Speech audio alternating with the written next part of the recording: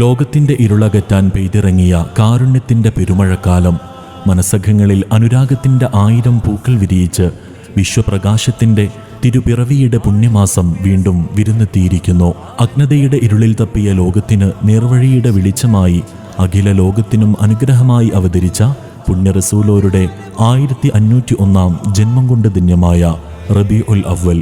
അന്ധമാന്റെ നീലക്കടലിൽ അലതല്ലുന്ന തിരമാലകൾ പോലെ അണമുറിയാത്ത സ്വലാത്തുകളുടെയും സ്നേഹപ്രകീർത്തനങ്ങളുടെയും വചനങ്ങൾ നെഞ്ചിലേറ്റി ഈ സുദിനങ്ങളെ സ്വീകരിക്കാൻ അന്തമാൻ മർക്കസ് ഏവരെയും സ്നേഹപൂർവ്വം സ്വാഗതം ചെയ്യുന്നു. പരിശുദ്ധ റബീഇനെ വരവേൽക്കാം.